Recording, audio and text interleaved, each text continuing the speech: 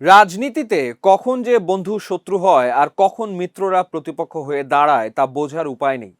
ছাত্র আন্দোলনের দীর্ঘদিনের সহযোদ্ধা নুরুল হক নূর এবং জামাতে ইসলামী, যাদের সাম্প্রতিক সময় একই প্ল্যাটফর্মে দেখা যাওয়ার কথা ছিল, তাদের মধ্যে এখন তৈরি হয়েছে তীব্র বিরোধ।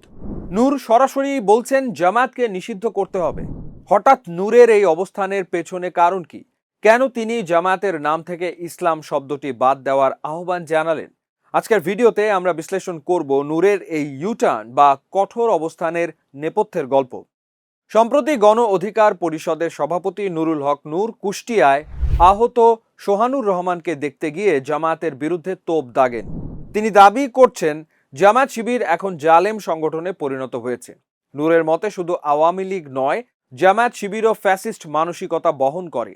তিনি ভয় পাচ্ছেন জামায়াত যদি এখন থেকেই সুযোগ পায় তবে তারা ভবিষ্যতে আওয়ামী লীগের চেয়েও ভয়াবহ ফ্যাসিবাদে রূপ নিতে পারে। নূরের ক্ষোভের একটি বড় কারণ জামায়াত নেতা ও সংসদ সদস্য আমির হামজা। নূরের অভিযোগ, আমির হামজা বিভিন্ন সময় নারী সংসদ সদস্যদের নিয়ে কুরুচিপূর্ণ এবং অশ্লীল মন্তব্য করেছেন। এছাড়া জামায়াতের আরেক এমপি নজরুল ইসলামের কর্মকাণ্ড নিয়েও তিনি প্রশ্ন তুলেছেন।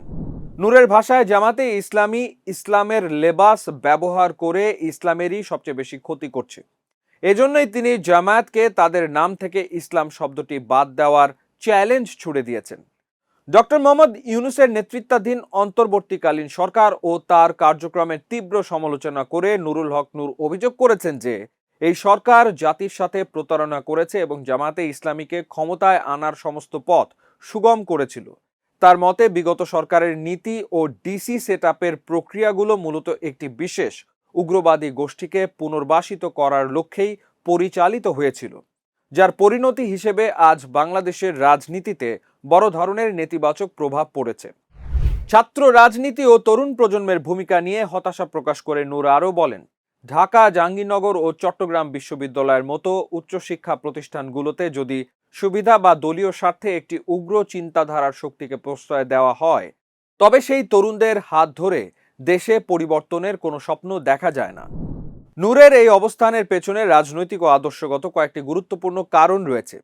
রাজনৈতিক বিশ্লেষকদের মতে এক্ষেত্রে প্রধানত তিনটি দিক লক্ষণীয়। প্রথমত, রাজনৈতিক স্পেসের লড়াই, যেখানে নূর বুঝতে পারছেন যে জামায়াত শক্তিশালী হলে তার নিজের দলের রাজনৈতিক ভবিষ্যৎ সংকটে পড়তে পারে।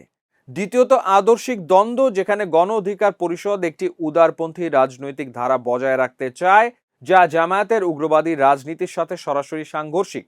এবং তৃতীয়ত, ভোট ব্যাংক, যেখানে জামায়াত শিবিরের সহিংস অতীত ও সাম্প্রতিক কর্মকাণ্ডকে পুঁজি করে নূর সাধারণ জনগণের একটি বড় অংশের সহানুভূতি পাওয়ার চেষ্টা করছেন।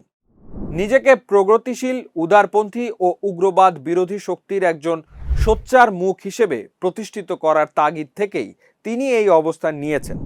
একদিকে বিগত সরকারের নীতির কড়া সমালোচনা করে প্রফেসর ইউনূসের প্রশাসনকে কাঠগড়ায় দাঁড় করানো, অন্যদিকে জামায়াতের নাম থেকে ইসলাম শব্দ বাদ দেওয়ার মতো চরম চ্যালেঞ্জ ছুড়ে দেওয়া, সব মিলিয়ে নূর তার রাজনৈতিক অস্তিত্ব ও স্বতন্ত্র ধারা টিকিয়ে রাখতে এবং মধ্যপন্থী ও তরুণ সমাজের একটি অংশের সহানুভূতি অর্জনের লক্ষ্যেই এই কঠোর ও ভিন্নমুখী কৌশল বেছে নিয়েছেন।